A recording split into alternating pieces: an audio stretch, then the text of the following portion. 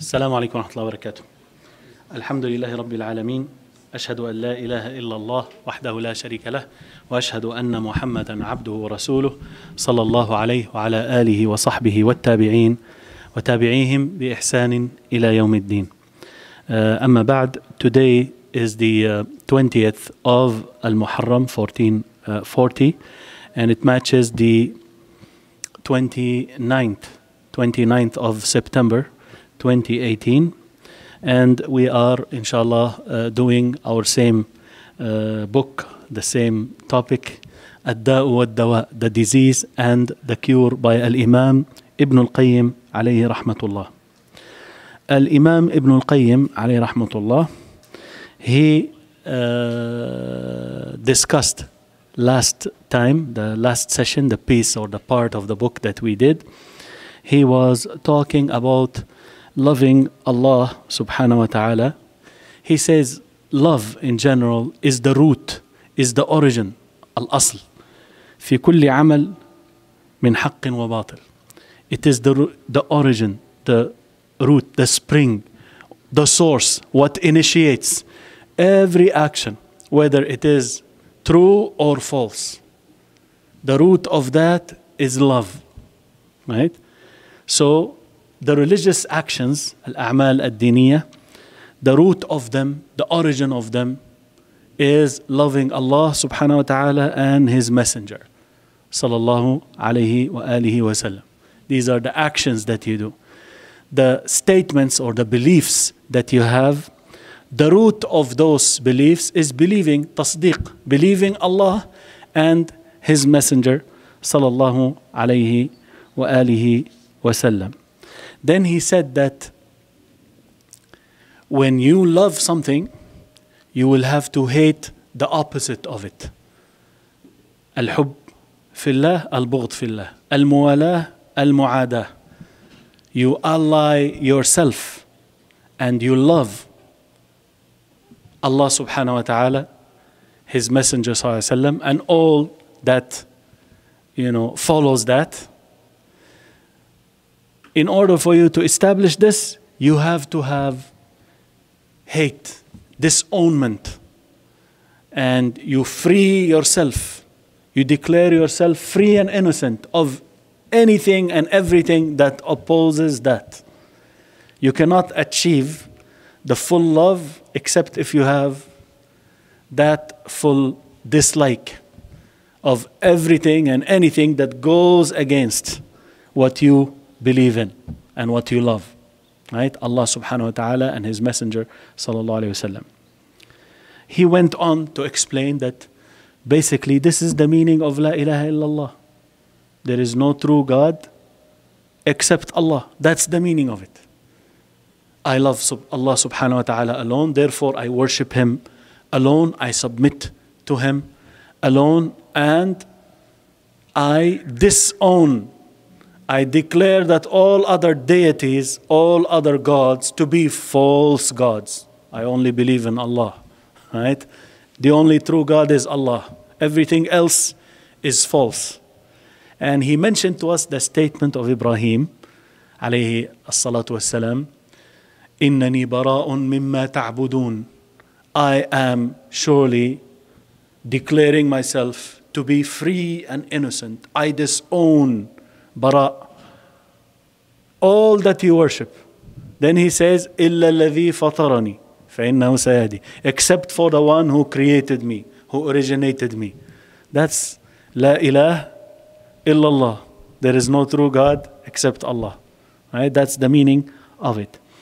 He goes on to say that this word, La ilaha illallah, it is the reason why the whole universe have been created, right? And the whole universe is being established upon this fact that there is no true God except Allah. It is for this reason Allah Azza wa Jal sent down the religion. He set up a qibla, a direction where you face yourself and pray to Allah subhanahu wa ta'ala. Why? It is because of La ilaha illallah. Jihad is done for La ilaha illallah. It is the right of Allah subhanahu wa ta'ala upon His slaves and servants. It is what protects. And he went on and on. Even in the next life, the homes in the next life, they are made distinct from each other because of La ilaha illallah. The people of La ilaha illallah go to paradise. The people of things that oppose La ilaha illallah, they go to the fire, right? And he goes on to detail that it means to single out Allah subhanahu wa ta'ala with all acts of worship. Because we say there is no true God except Allah, meaning there is no one that deserves to be worshipped except Allah. That's the general meaning. Now worship, what does it mean? There are details to that. So he mentions those details, right? You love and aggrandize, glorify no one but Allah subhanahu wa ta'ala. Fear, hope, and what relates to them.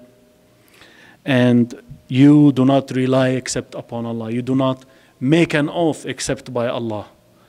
You do not use anything to swear with. Not even like they say, with my mother, with my military honor. As some people, they teach them that in the army. They make an oath with their military honor. What kind of honor? Yeah. Especially if your military is most of the, unfortunately, the armies, they are messed up. People that do all kinds of vials and vices, right? What kind of honor do they have except for those who truly, except man rahim Allah, except the one whom Allah has shown mercy, right? You do not seek help in hardship except from Allah, right? And you do not vow except for Allah. You do not slaughter except in the name of Allah, so on, so forth. And he says this is why Allah prohibited the fire for the one who truly establishes the testimony of faith. Shahadat an la ilaha illallah, right? So he says that many people say the shahada, but some people, the shahada, this testimony of faith in their heart, he gives nice parable. He says some of them, his shahada is dead. Some people, their shahada is asleep. If you wake it up, it wakes up, right? You remind him and then he finds himself, where am I, right? And amongst them are those whose la ilaha illallah is just leaning to the side, not, it's there, but it's somewhat inclined, not as it should be. And amongst them those are whose shahada is like closer to standing up, right? They are more alert, right? And he says, La ilaha illallah for the heart is like the soul for the body. Soul, al-ruh, al-jasad. You have a soul that is dead. The dead person. This is what is a dead person? Is someone whose soul has departed his body. That's what we know. Although we don't know this mystery called soul, ruh. Right? It is min amri Rabbi, from the command and the affair of my Lord. Right? We don't know what it is. Right? This soul, that if it is in the body is alive. If it is out of it, then right, the person is dead. Right? And this is a mystery still. The humans, they still, with all kinds of the sciences, all of the advancement, they cannot reach this. Right? They still didn't reach what does it mean, having a soul. So, La ilaha illallah to the heart is like the soul to the body. Amongst the people are those whose soul is not there, so they are dead, right? And you have a soul that is sick, closer to death, right? And you have a soul that is closer to life. And you have a soul that is sound and right? That is establishing the interests and the benefits of the body. Then we stopped at the hadith which he mentioned, which says, إني لأعلم كلمة لا يقولها عبد عند الموت إلا وجدت روحه لها روحا. I surely know a statement that no servant who says it at the time of death except that his soul will find relief for it. It will bring him some sort of relief and spirit, comfort. Right? That word is La ilaha illallah. So that's where we stopped last time. So we go on further. He says, فَحَيَاةُ الرُّوحِ بِحَيَاةِ هَذِهِ الْكَلِمَةِ فِيهَا. The life of the soul is by this word being alive in the soul of the person. كما أن حياة البدن بوجود الروح فيه. Exactly like the body has to have a soul in it in order for it to be alive. وكما أن من مات على هذه الكلمة فهو في الجنة يتقلب فيها. And exactly like the person who dies upon this word, upon La ilaha illallah, then he is in paradise, enjoying, in turning there, from here to there, inside of paradise. فمن عاش على تحقيقها والقيام بها فروحه تتقلب في جنة المأوى. He says, so exactly like that, the one who lives upon actualizing it and establishing it in this worldly life, then his soul is actually roaming around in the Jannah of abode, Jannat al-Ma'wa, the paradise of the abode. Right? وَعَيْشُهُ أَطْيَبُ عَيْشٍ. And his living is the best type of living. Once again, he will explain it more, but let's make this settle in the mind. He says, if you die upon La ilaha illallah, you end up enjoying in paradise. He says, exactly like that, if you live trying to establish and actualize this word, La ilaha illallah, in your life, then you are actually also in paradise and you are enjoying, right? So if you are establishing, trying to live La ilaha illallah in your life, then you are actually living and enjoying in the paradise of abode, Jannat al-Ma'wa. He said, وَأَمَّا مَنْ خَافَ مَقَامَ رَبِّهِ وَنَهَى النَّفْسَ عَنِ الْهَوَى. He cites the ayah from the verses 40 and 41 from Surah An-Nazi'at. As for the one who fears the standing, the station, either the station of his Lord or his standing before his Lord, and he forbade the soul from desires, فَإِنَّ الْجَنَّةَ هِيَ الْمَأْوَى. Then Jannah, paradise, is al-Ma'wa. Ma'wa is the home, the abode, the place that you go to shelter yourself and live in there. Ma'wa, awa ya'wi. طيب.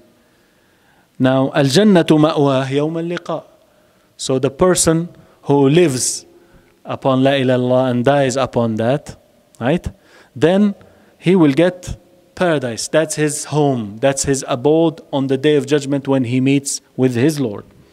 He says, وَجَنَّةُ الْمَعْرِفَةِ وَالْمَحَبَّةِ وَالْأُنْسِ بِاللَّهِ وَالشَّوْقِ إِلَى لِقَائِهِ وَالْفَرَحِ بِهِ وَالرِّضَى بِهِ وَعَنْهِ مَأْوَى رُوحِهِ فِي هَذِهِ الدَّارِ. He says, like that, then the paradise of knowing, loving, having uns, being comfortable and being enjoying the company, right? Uns, when you enjoy the company, right? And the longing, the paradise of longing to meet with Allah, ash-shawq ila liqa'ih, and happiness and pleasure with Allah and for what Allah has done for you.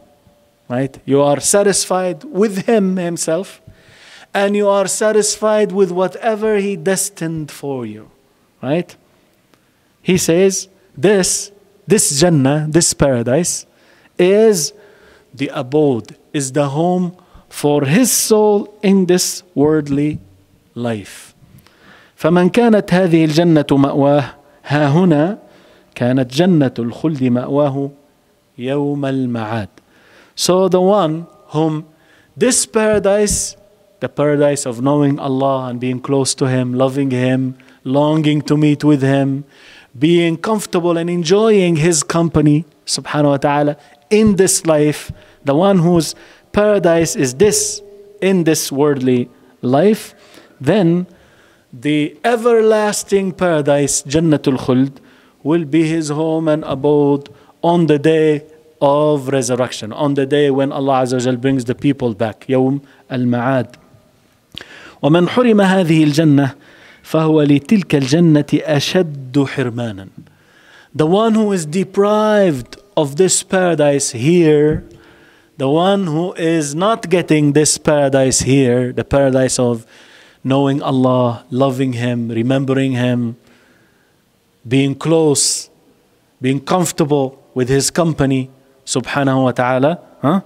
If you are deprived, you don't have this Jannah here in this worldly life, فَهُوَ لِتِلْكَ الْجَنَّةِ أَشَدُّ حِرْمَانًا, then he will be even much more deprived of that paradise in the next life. He said, وَالْأَبْرَارُ فِي النَّعِيمِ وَإِنِ اشْتَدَّ بِهِمُ الْعَيْشِ وَضَاقَتْ عَلَيْهِمُ الدُّنْيَا. Al-Abrar, the righteous, they are in bliss, they are in enjoyment, na'im.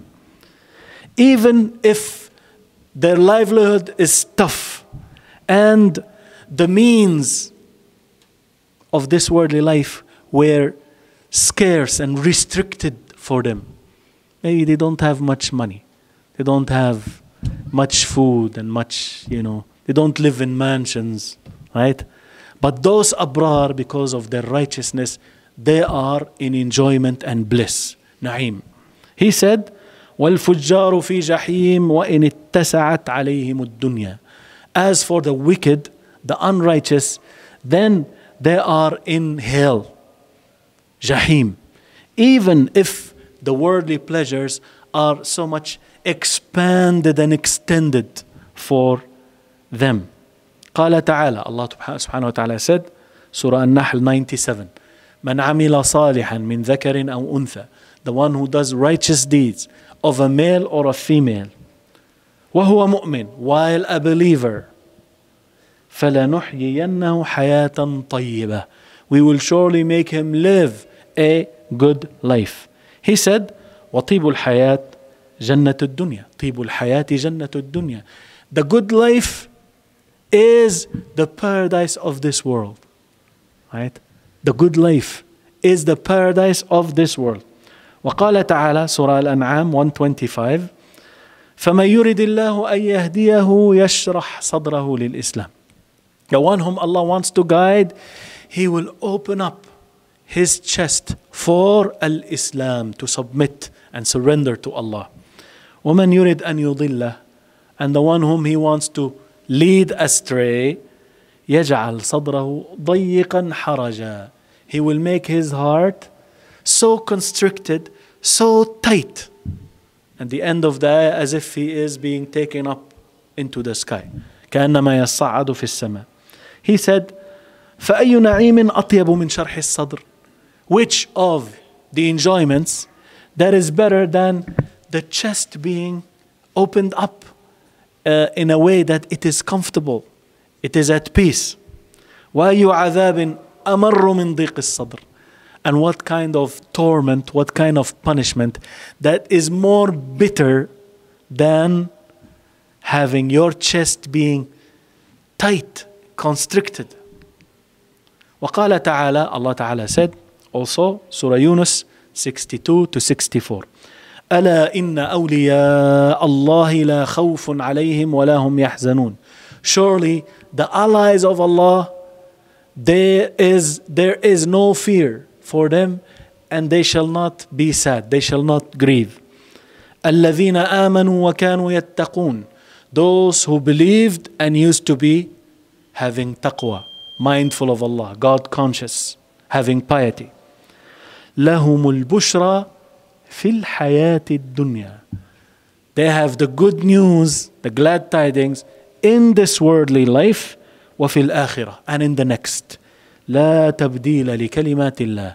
There is no change for the words of Allah. ذلك هو الفوز العظيم. That is the great, the supreme triumph. فالمؤمن المخلص لله من أطيب الناس عيشا. The believer who is sincere to Allah, he is from the best of the people in terms of a good life. He has a pure good life. وأنعمهم بالا. He is most enjoying amongst the people in terms of his mind, in terms of his feelings and affairs. وأشرحهم صدرا. He is having a chest that is most open to peace, goodness, comfort and relief. وأسرهم قلبا. He is the most happy amongst them. He is the happiest in terms of the heart. His heart is the happiest. وهذه جنة عاجلة قبل الجنة الآجلة. This is an immediate, swift paradise before the paradise that is a later one. عاجل, immediate. آجل, later, delayed, deferred. قال النبي صلى الله عليه وسلم إذا مررتم برياض الجنة فارتعوا. If you pass by the gardens of paradise, Riyadh, Rawda is one. Riyadh is the plural. Riyadh al-Salihin, the book, Gardens of the Righteous. Here it says, if you pass by, this is an authentic hadith from Rasulullah sallallahu alaihi wasallam.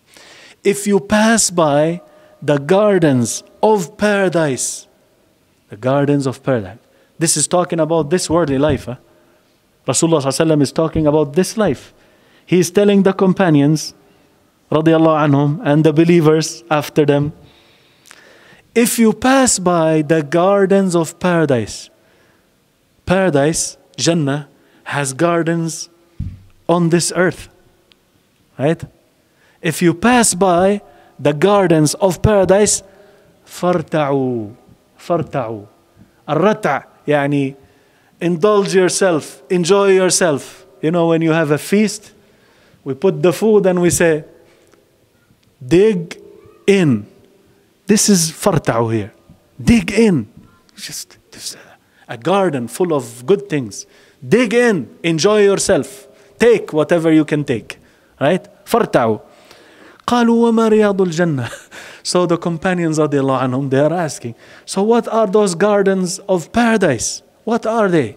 He says, حلق الذكر. The circles of remembrance. The circles of remembrance. Like this. We are sitting, we are remembering Allah. That's what we're doing. Right? And we are reading this book by this scholar, telling us about this garden that we are in. This is a garden from the gardens of paradise. So if you pass by, dig in, indulge yourself. Don't just say, okay, thank you, brothers, and jazakumullah khairan, salamu alaikum wa rahmatullah. Where are you going? What are you doing? Right? You want paradise? Enter this one, you will enter that one in the next life. Stay away from this one. You stay away from that one in the next life. Right? This is the case. That's very simple. 1 + 1 = 2. Not 10 or 20. Right? These are the gardens of paradise. And I cited to you the 2 lines of poetry that scholar who was in Medina teaching for many, many years, maybe 50 years or more. I think he's still alive. May Allah preserve him. He's not teaching anymore. He's too old to teach. Right? He said that if you wanted to get closer to Allah, then you have 2 ways. الفرض والمسنون خير وسيلتي وإن كنت ترجو للإله تقربا فبالفرض والمسنون خير وسيلتي. You want to get closer to Allah? Okay. Fulfill your obligations. Whatever Allah made compulsory upon you, do that.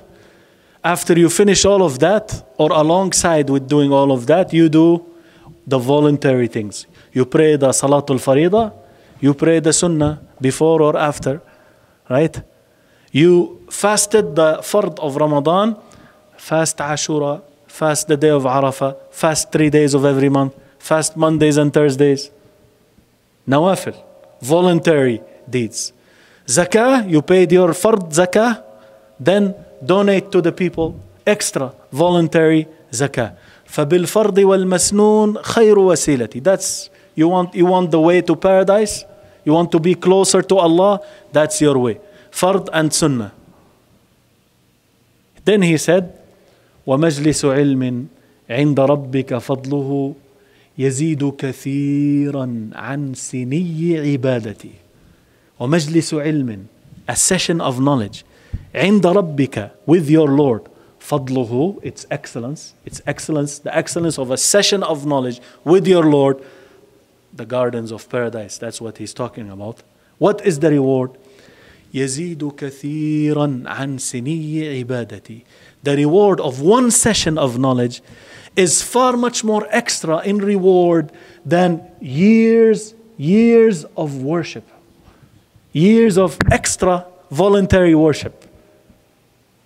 One session of knowledge is more than that in reward.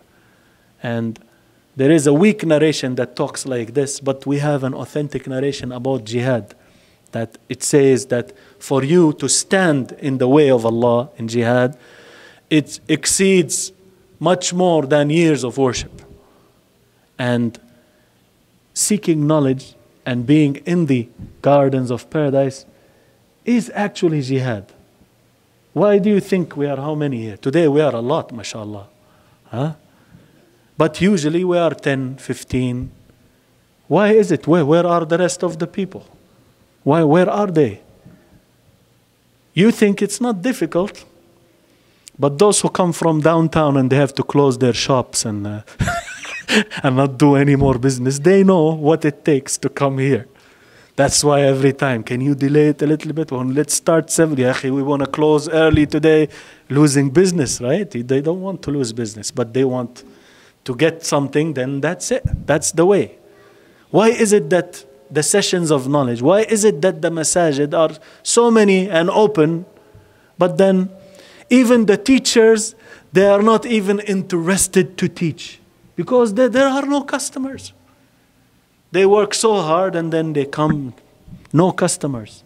What merchandise, if you have merchandise that people are not interested in it, what do? Yeah, the businessman can tell us, But those of us who know that this business is with Allah and you get the reward from Allah, not from the people, they insist on it. Hard-headed, go into the wall, I don't care. Knowledge is knowledge. We have to, every day I have few hours for business, few hours for the family, few hours. I have this thing set up for that.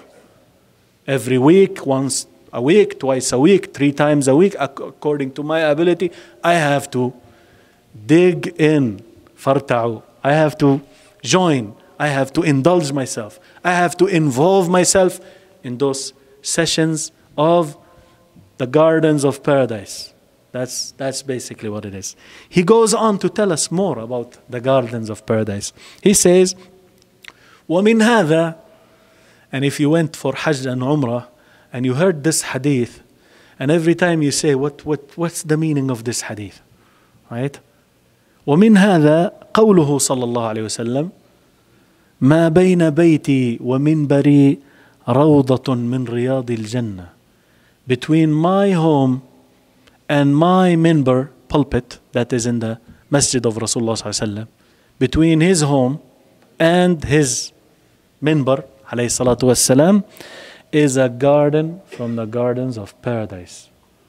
What does that mean? It means if you go there and worship, right, Allah Azza wa Jal, then that is highly rewarding. That is a garden from the gardens of paradise. Why? Because you are going there to sit in the masjid of Rasulullah sallallahu alaihi wasallam, seeking nothing but the reward from Allah and doing nothing but worshipping Allah. Either you are doing 2 rak'at or you are doing tasbih, you are reciting the Quran, right? That is the case. That is why you find that place so congested, right? Why? Because everyone wants the garden of paradise, right? Although some people, they do it the wrong way. They want the garden of paradise, they hurt the others on the way. So they think they get a little bit of reward here, and they get so many mountains of sins in that place. وَالْعِيَاذُ بِاللَّهِ. Right? But this is the point here. وَمِنْ هَذَا قَوْلُهُ. And from this, يعني along the same, this is how you should understand the statement of Rasulullah sallallahu alaihi wasallam. وَقَدْ سَأَلُوهُ عَنْ وِصَالِهِ فِي الصَّوْمِ. They asked him about him, alayhi sallam, joining the fast, continuously fasting. يعني we fast, Maghrib, sunset comes, what do? We break fast. And we are recommended to hasten to break the fast. And that is the sunnah. But he, alayhi salatu wasalam, he has a special status. He would continue to fast till dawn. And then he continues to fast the next day. Maghrib comes, he doesn't break the fast. He continues to fast. Sahar comes, dawn comes, he doesn't break fast. He continues to fast. Alayhi salatu wasalam. What did he say? This is a special case. They asked him, they wanted to do the same as he was doing, alayhi salatu wasalam. So he was telling them not to do that. The explanation is, Inni lastu kahayatikum. I'm not like you. I'm not like you. Yani, hay'ah. The hay'ah is the outlook and the appearance. Right? I am not like you. Inni avallu inda rabbi yut'imuni wa yasqini. I surely stay with my Lord. He feeds me and gives me to drink.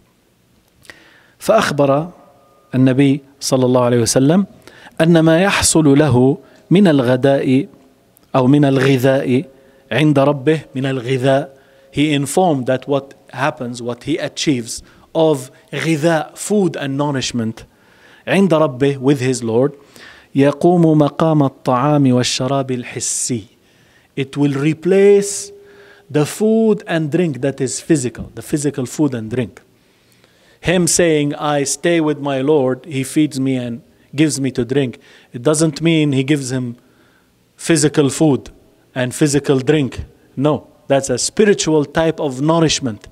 And that spiritual type of nourishment that he gets, alayhi salatu wasalam, suffices him from eating and drinking the physical food and drink. عليه الصلاة والسلام. وأن ما يحصل له من ذلك أمر يختص به لا يشاركه فيه غيره. Whatever he achieves of that, عليه الصلاة والسلام, is a special matter, a special affair for him, specific for him. No one shares that with him, عليه الصلاة والسلام.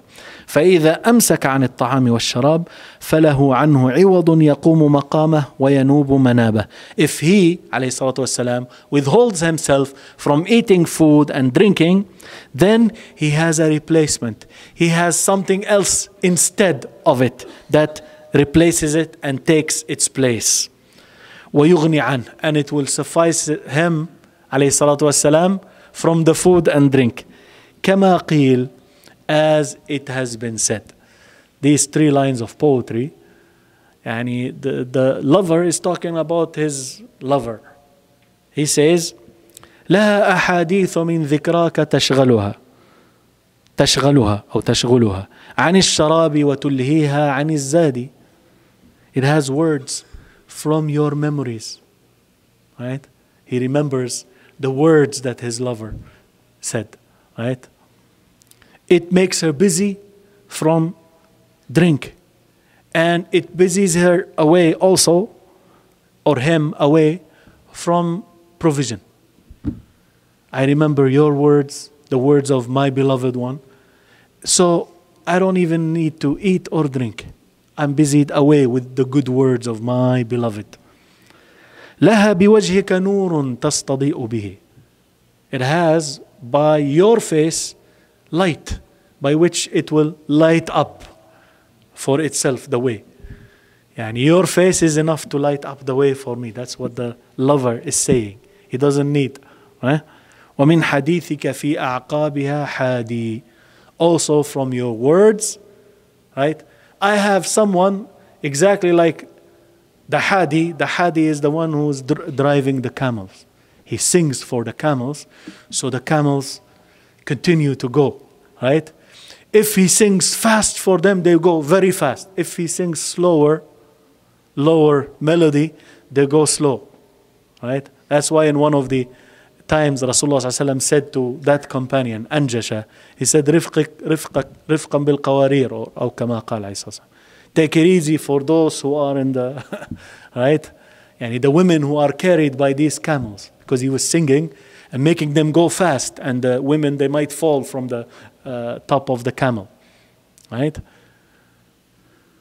So here, this person, this poet, he's saying, the words that you say is like the singing of the camel driver. It makes me go, continue on the way. إذا شكت من كلال السير أوعدها or أوعدها روح اللقاء فتحيا عند ميعادي. Every time those camels, right, they complain now that they got fed up from travel, walking and walking and walking, then I promise them, right? Or the camel driver promises them. What? He promises them the relief of the meeting. Soon you will meet those whom you love.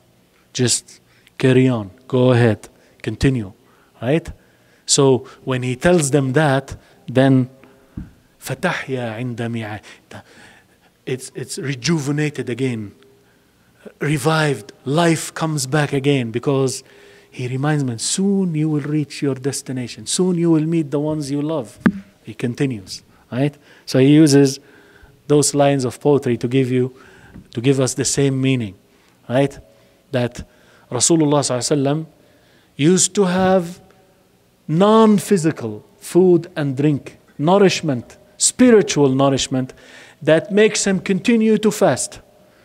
That's why he tells them not to do this, because you're not like me. But some of them didn't listen. Some of them didn't listen. And they fasted. So they are following him, alayhi salatu wassalam. They do what he's doing. So he continued for the first night. Then he continued the second night. And now they are losing the, right? But then Eid came. Eid day came. He said, were it not for Eid that came, I would have increased you. Like to teach them a lesson, not to do that, because he's different from them, right? He has this spiritual nourishment that they can't have that. That's why they shouldn't be doing it. He allowed them only up until Sahar. Up until just before dawn, you break fast. But they wanted to do like he did. They wanted to do more worship, right?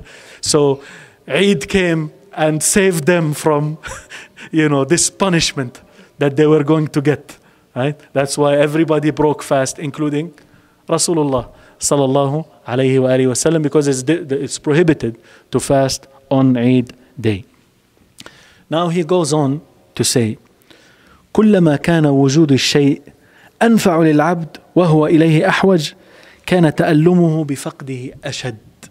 He says, every time for something to be present and more beneficial to the servant, and he has more need, he's more needy to it, then the pain that he will go through by missing out on it, it will be much more severe. وكلما كان عدمه أنفع له كان تألمه بوجوده أشد. Every time that for something to be non-existent, not there, right? When it is not there, it is more beneficial for the servant. Then the pain that he will go through by it being present, being in existence, the pain is more, right? So if something you need it so much, right, for it to be present is more beneficial to you. and the case of another thing that it being present is harmful for you, right? Then if it is there and it exists, you feel the pain much more severely, right? That's what he's saying. Why? He says, ولا شيء على الإطلاق أنفع للعبد من إقباله على الله واشتغاله بذكره وتنعمه بحبه وإيثاره لمرضاته. There is nothing, period, absolutely, على الإطلاق. There is nothing that is more beneficial to the servant from him turning to Allah. Al-Iqbal ala Allah, turning to Allah. And him being busy with the remembrance of Allah. Him enjoying the love of Allah. Him preferring the pleasure, what pleases Allah, what satisfies Allah Azza wa Jal. He says, بل لا حياة له ولا نعيم ولا سرور ولا بهجة إلا بذلك. Rather, he will have no life, he will have no bliss and enjoyment, he will have no happiness nor delight except with that. Turning to Allah, loving Him, being close to Him. Right? فعدمه آلم شيء له وأشده عذابا عليه.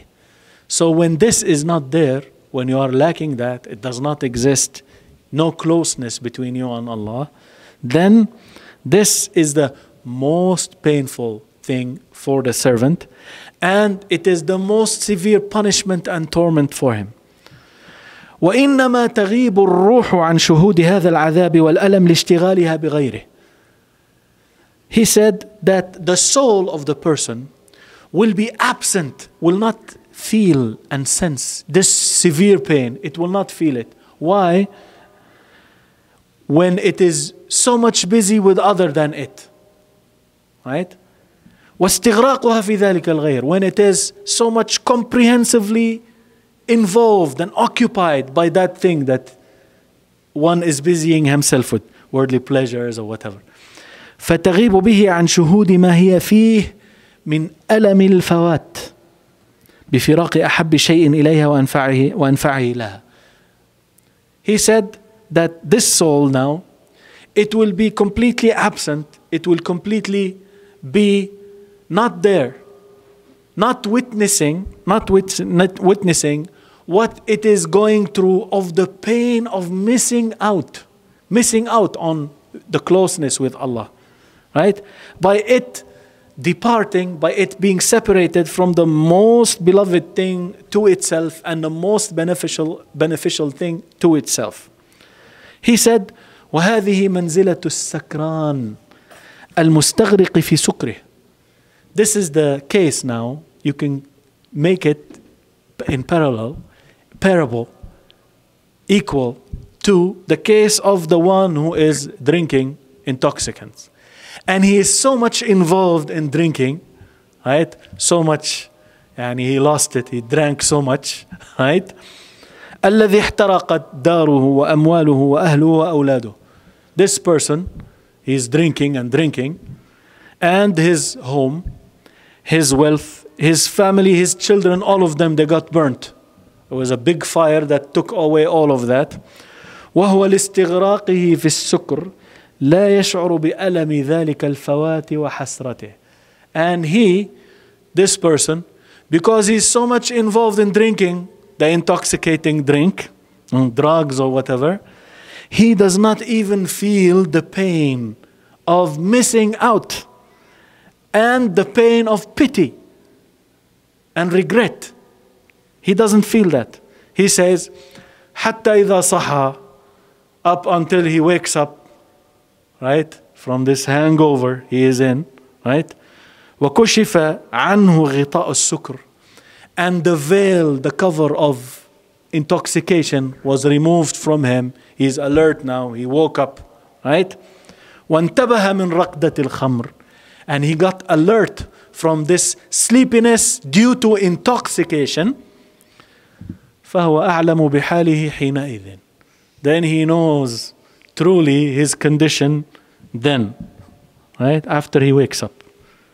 If he was so much drunk and lost, he doesn't feel, even if he lost everything.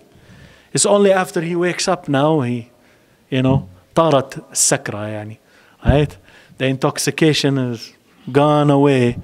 Now he sees, oh, the home, the family, everything got burnt out. He lost everything.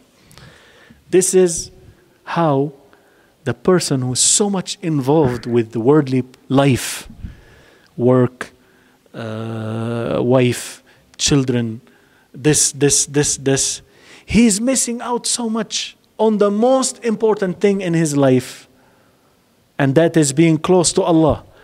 But he doesn't feel the pain. How is it that he doesn't feel the pain? He doesn't feel the pain, although it is there. The pain is there, and it is so severe, but he doesn't feel it. Why he doesn't feel it? Because he's so much involved in what he's doing, right? Exactly like the person who's intoxicated. He drank so much. He doesn't feel the loss, but then after he wakes up, now he knows his condition very well. Right? What do they do usually? Huh? What do they do? داويني بالتي كانت هي الداء. That's what the old Arabic poet he said. They still do it. They say, treat me with the same disease. So they wake up, they find everything lost. Let's drink again and another coma, so let's be outside of this world. That's what they do. They go back to drugs again, so that they won't feel the pain of anything that they lost. This is the one who is intoxicated with the love of this worldly life. As in the statement, which is not a hadith, right? الناس نيام فإذا ماتوا انتبهوا. The people are asleep. When they die, they just woke up. That's what it is. الناس نيام. The people are asleep. When they die, that's when they now wake up. The alarm starts. Beep, beep. They wake up. But they wake up counted in the dead, right? When there is no more chance to do anything. He says, وَهَكَذَا الْحَالُ سَوَاء. This condition is exactly the same عند كشف الغطاء. When the veil is removed, when the cover is removed. ومعاينة طلائع الآخرة. When you see with your own eyes the beginnings of the next life. والإشراف على مفارقة الدنيا. When you now embark upon, when now you start this journey of departing this worldly life, leaving it behind. That's what you see. وجاءت سكرة الموت بالحق. ذلك ما كنت منه تحيد. The intoxication of death. You know why he brought the word sakra and sakran. He's a very smart sheikh. He's not just right. He just didn't bring this parable just for nothing. That's the Quran. وجاءت سكرة الموت بالحق. The intoxication of death came with the truth.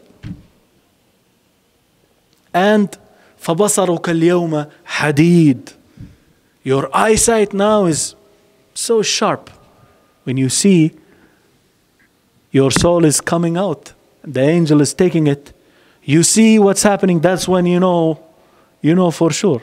That's when you wake up, really. Right? That's when you wake up. That's what he's talking about. So he says it's the same. Right? It is the same. وَالْإِنْتِقَالِ مِنْهَا إِلَى اللَّهِ. At that time when you are departing from this life and moving along away from it to Allah, he said, بَلِ الْأَلَمُ وَالْحَسْرَةُ وَالْعَذَابُ هُنَاك أَشَدُّ بِأَضْعَافٍ مُضَاعَفَةٍ. Rather, he was talking about the pain of loss, right? Which you don't feel and sense, right? But he says, this pain and pity and the punishment that the people will sense and feel when they are departing, when they see that they are leaving this worldly life, that pain and pity is multiples in pain, not like the one you feel in this life, right? Multiples in pain. فإن المصاب في الدنيا يرجو جبر مصيبته بالعوض.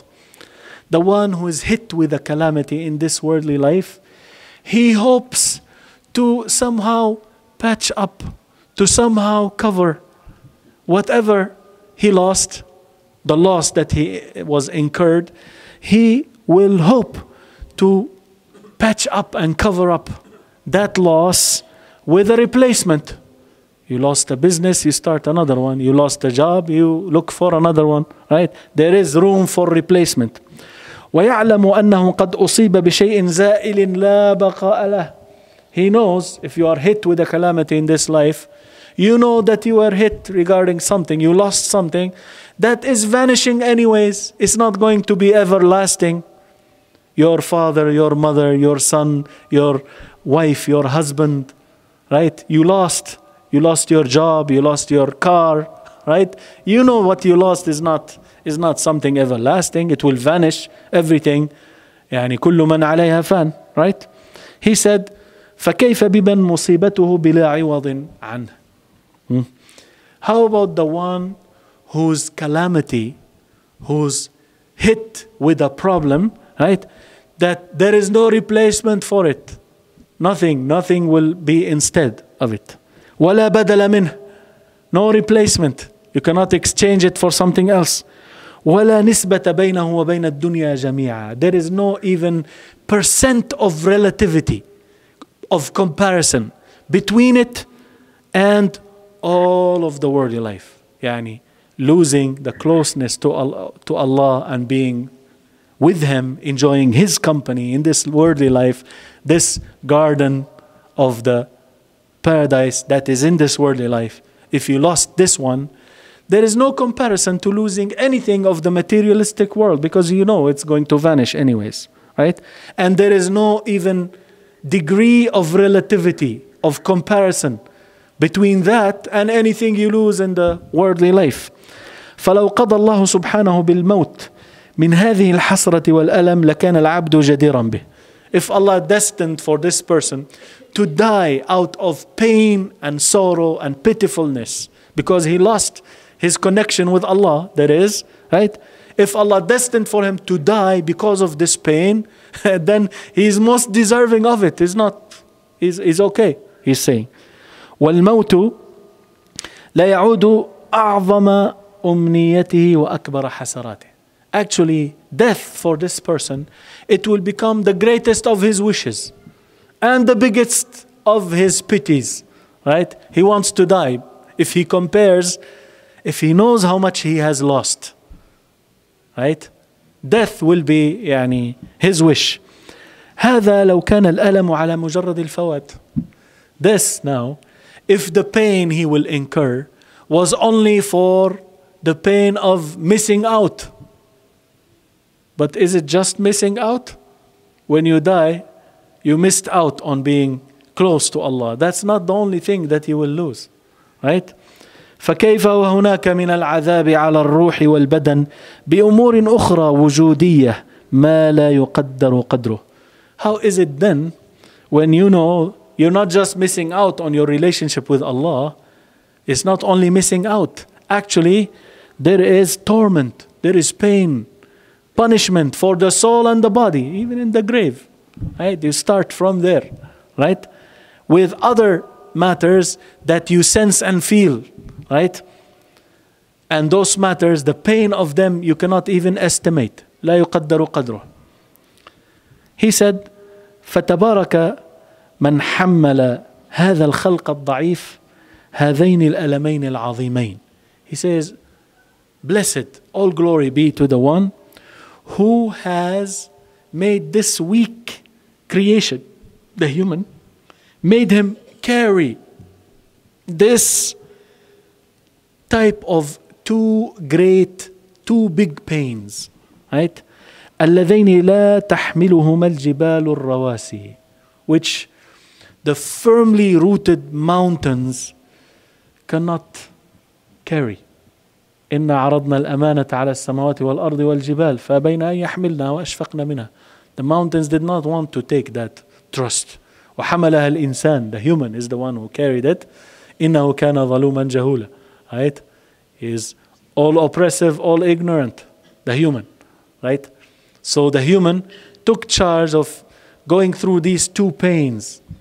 Right? The pains that he mentioned. Right?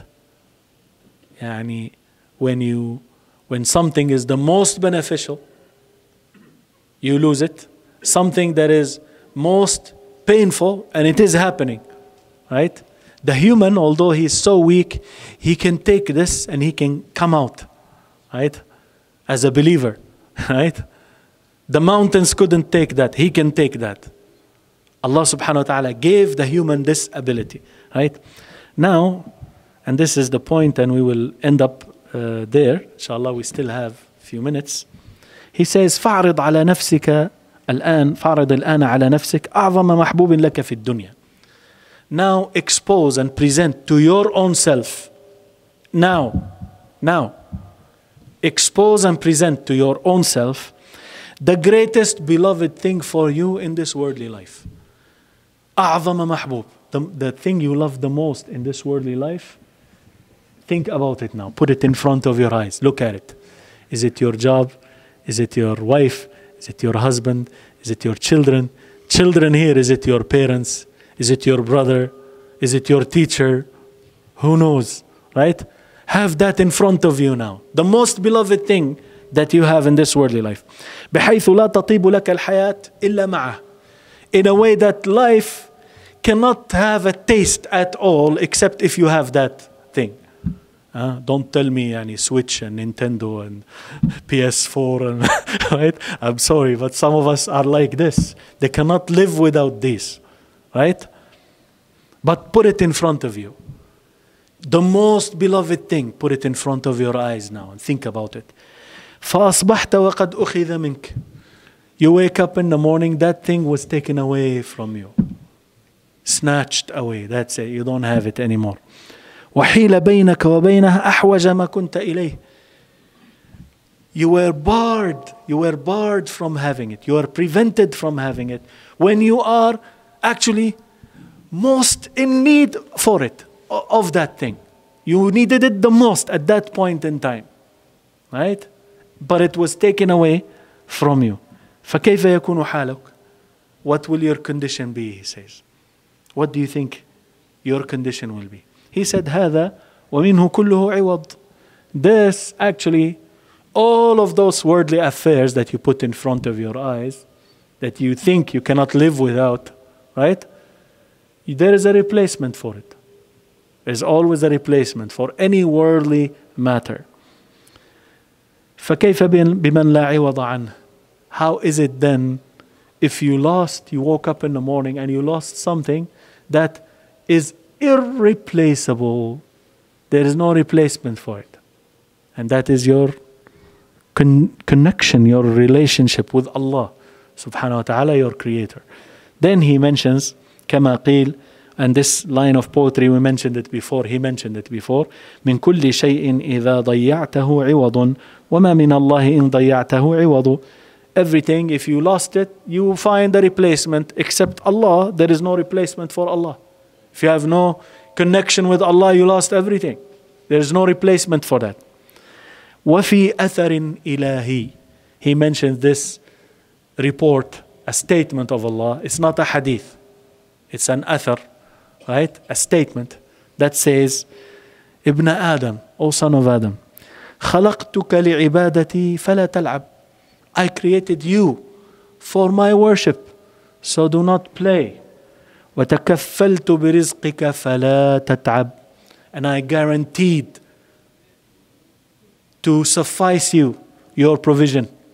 So do not sweat and toil, do not tire yourself. Ibn Adam, أطعني تجدني. O son of Adam, obey me, you will find me. فإن وجدتني وجدت كل شيء. If you found me, you found everything. وإن فتك فاتك كل شيء. If I was missed, if you miss out on me, that is, إذا فتك, if you missed out on Allah, then you have missed out on everything. He said, وأنا أحب إليك من كل شيء. And I am most beloved to you than everything. I ask Allah subhanahu wa ta'ala to benefit all of us from what we heard, to make us from a people who listen to a statement and follow the best of it. وجزاكم الله خيرا. And we'll call the adhan and the iqama right after. And starting tomorrow, Salat al-Isha will be 8:15 inshallah ta'ala. سبحانك اللهم وبحمدك أشهد أن لا إله إلا أنت أستغفرك وأتوب إليك.